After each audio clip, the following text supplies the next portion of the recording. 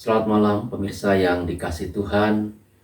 Kita berjumpa kembali melalui program Night Call GPIB bersama dengan saya Pendeta Radius Aditya Jonar MTH, Ketua Majelis Jemaat GPIB Pelangi Kasih Lawang. Firman Tuhan yang melandasi renungan pada malam ini diambil dari kitab Pengkhotbah pasal 12 ayat 9 sampai 12. Mari kita mempersiapkan terlebih dahulu. Jika sudah kita siapkan, mari kita akan terlebih dahulu berdoa untuk meminta bimbingan Roh Kudus. Mari kita berdoa. Bapa kami yang di sorga, saat ini kami akan masuk di dalam kebenaran akan sabda-Mu yang kudus. Kiranya melalui firman-Mu ya Tuhan, hidup kami dapat diarahkan untuk berjalan dalam kehendak Tuhan yang baik. Karena itu karuniakanlah Roh Kudus-Mu untuk menuntun dan membimbing kami dalam membaca firman-Mu. Amin. Pemirsa yang dikasihi Tuhan, firman Tuhan dalam Pengkhotbah pasal 12 ayat 9 sampai 12 menyatakan demikian. Selain pengkhotbah berhikmat, ia mengajarkan juga kepada umat itu pengetahuan. Ia menimbang, menguji, dan menyusun banyak amsal. Pengkhotbah berusaha mendapat kata-kata yang menyenangkan dan menulis kata-kata kebenaran secara jujur. Kata-kata orang berhikmat seperti kusa dan kumpulan-kumpulannya seperti paku-paku yang tertancap diberikan oleh satu gembala. Lagi pula anakku, waspadalah, membuat banyak buku tak akan ada akhirnya, dan banyak belajar melelahkan badan. Demikianlah firman Tuhan yang menjadi berkat bagi siapapun kita yang mau melakukannya dalam hidup setiap hari. Pemirsa Night Call GPIB yang dikasihi Tuhan, penulis kitab Pengkhotbah dikenal dengan ungkapannya, segala sesuatu adalah kesia-siaan. Namun kita jangan buru-buru menyatakan bahwa si penulis adalah orang yang skeptis atau selalu memandang secara negatif kehidupan yang ada di sekitarnya. Justru melalui perkataannya ia ingin menyampaikan nasihat agar kita tidak menggunakan hidup secara sia-sia. Salah satu nasihat yang diberikannya terkait dengan pentingnya memperhatikan nasihat berupa teguran yang disampaikan orang lain. Bicara tentang teguran ini tentu saja bukan perkara yang mudah. Karena apa? Karena tidak semua orang siap dan mau untuk mendengar teguran yang disampaikan orang lain kepadanya. Ada seorang teman yang saya kenal dahulu waktu sekolah yang memiliki hobi ikut balap liar. Orang tuanya sudah menyampaikan nasihat agar supaya sahabat saya itu tidak meneruskan hobinya itu, karena ditakutkan nanti akan terjadi sesuatu yang buruk. Tetapi teman saya tetap berkeras dan mengikuti apa yang ia mau. Dan suatu ketika ia kemudian mengalami kecelakaan dan terluka cukup parah sehingga mengakibatkan kakinya patah. Ketika bertemu dengan orang tuanya di rumah sakit, orang tuanya berkata, "Saya sudah sering mengingatkan, tetapi dia terus membandel. Kenapa sulit sekali mendengar nasihat orang tua? Dan kenapa sampai harus begini akhirnya?" Masih untung saat itu ia tidak kehilangan nyawanya.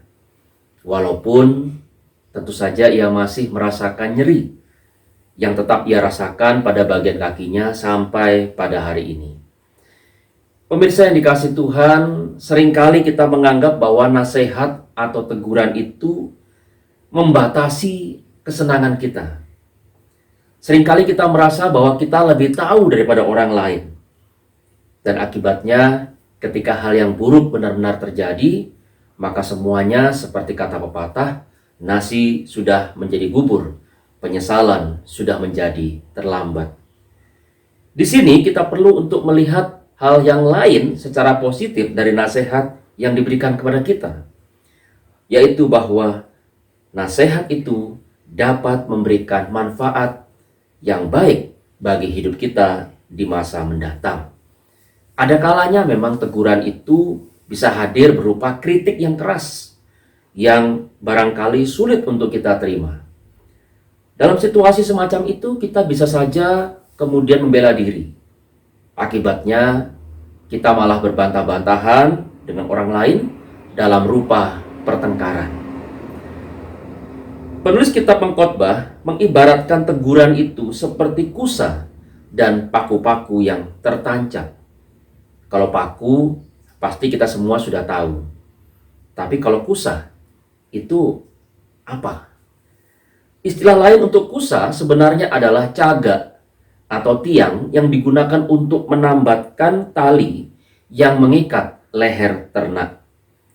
Caga atau tiang ini harus tertanam kuat ke dalam tanah agar supaya tidak mudah terlepas pada saat ternak menarik lehernya saat berusaha untuk melarikan diri. Istilah kusa ini lalu diparalelkan dengan paku-paku yang memiliki kesamaan makna dalam gambarannya.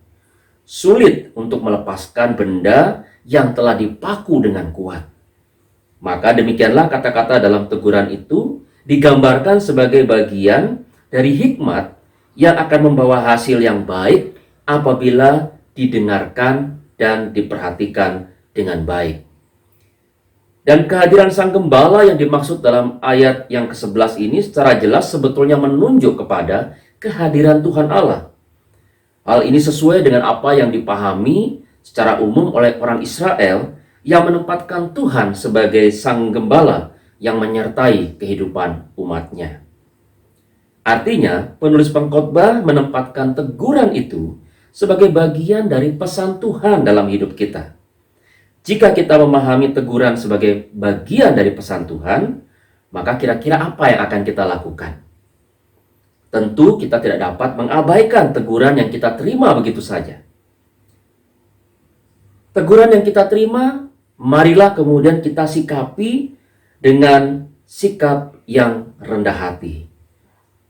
Terimalah sebagaimana kita menerimanya dari Tuhan.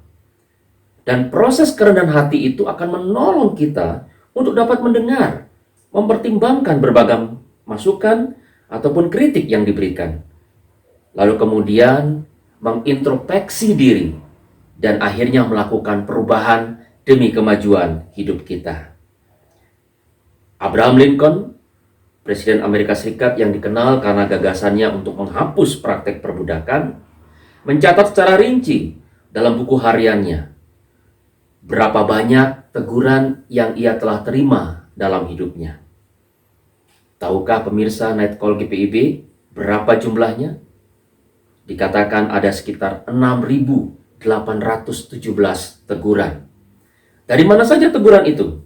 Dari orang tuanya, dari saudara-saudaranya, dari orang-orang dekatnya, bahkan juga dari lawan-lawan politiknya.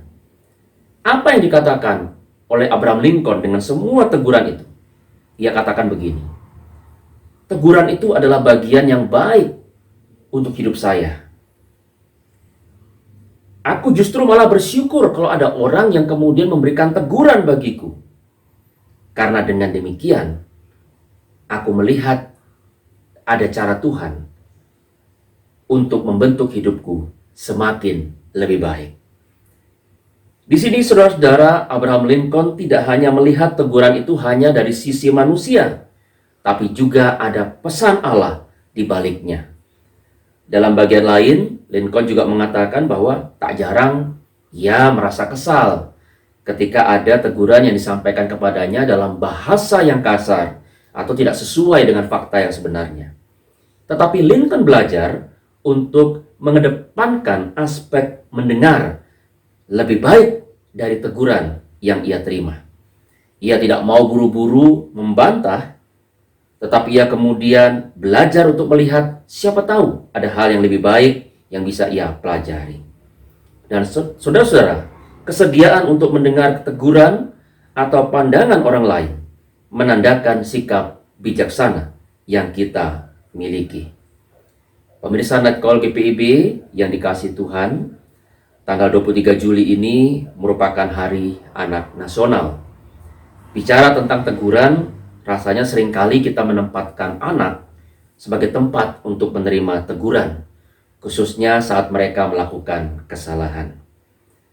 Mungkin ini adalah waktu yang tepat untuk kita juga sebagai orang tua, sebagai bagian dari keluarga, atau bahkan juga kita sebagai pelayan-pelayan di dalam gereja yang selama ini juga konsisten untuk melayani anak-anak, dapat memiliki kesediaan untuk mau mendengar juga apa yang anak-anak kita mau sampaikan. Mari kita kemudian juga membuka telinga dan juga hati kita untuk mau mendengar apa yang ingin mereka sampaikan. Mari pemirsa Netcall GPIB yang dikasihi Tuhan, kita membangun semangat kita untuk senantiasa sedia ditegur dan juga mau memperhatikan tiap teguran yang kita terima. Melalui semuanya itu, hikmat yang diberikan Tuhan Yesus akan memberkati hidup kita. Kiranya kasih Tuhan Yesus memberkati hidup kita semua. Amin. Pemirsa Netcall GPIB yang terkasih, mari sekarang kita akan berdoa. Bapa yang Maha Kasih, di dalam Tuhan Yesus Kristus, kami bersyukur untuk firman-Mu yang mengajar agar kami tidak mengabaikan tiap teguran yang kami terima. Baik itu datangnya dari Tuhan maupun dari sesama kami. Berikanlah kami kerendahan hati untuk dapat menangkap kehendak yang baik demi memberikan kemajuan yang positif bagi hidup kami ke depan. Ya Bapa, kami juga menyerahkan perjalanan gereja dan juga seluruh pelayanan yang ada dalam dunia ini, termasuk juga gereja kami, Gereja Protestan Indonesia bagian Barat. Kiranya kasih dan berkat Tuhan selalu menyertai tiap-tiap program yang ada, baik yang sedang maupun yang akan dilaksanakan, agar dapat memberkati hidup banyak orang. Bersama dengan para pemirsa terkasih, kami juga membawa dalam kesempatan ini segala beban dan masalah yang kami alami. Kami berdoa untuk yang sedang sakit, termasuk yang saat ini terpapar COVID-19. Kiranya Tuhan Yesus memberikan kesembuhan dan pemulihan dalam kuasa-Nya yang ajaib. Kami berdoa juga untuk beragam persoalan hidup, baik yang menyangkut hidup keluarga, pekerjaan, kebutuhan ekonomi, dan lain-lain. Kami yakin dan percaya bahwa kasih Tuhan Yesus akan menolong kami keluar dari masalah apapun yang dihadapi. Tuhan, kami juga mendoakan untuk setiap upaya penanganan COVID-19 pada saat ini di tengah hidup bangsa dan negara kami, khususnya menghadapi masih adanya sejumlah kasus baru di beberapa tempat. Tuhan, lepaskanlah kami dari bahaya pandemi ini. Hanya dalam kuasa-Mu ya Tuhan kami mau berlindung. Terima kasih ya Tuhan Yesus. Kami menyerahkan hidup kami dalam tiap doa permohonan ini, di dalam iman hanya di dalam nama Tuhan kami Yesus Kristus, sumber kekuatan dan perlindungan hidup kami dari dahulu, saat ini, sampai selama-lamanya. Amin. Pemirsa yang dikasihi Tuhan, demikianlah kebersamaan kita dalam Sapaan Sabda melalui program Netcall GPIB pada malam ini. Kiranya dapat menjadi berkat dalam kehidupan kita semua. Jangan lupa untuk tetap selalu melakukan protokol kesehatan dengan memakai masker, mencuci tangan, dan tidak keluar rumah apabila tidak mendesak. Kiranya kasih Tuhan Yesus memberkati kehidupan kita semua. Selamat malam.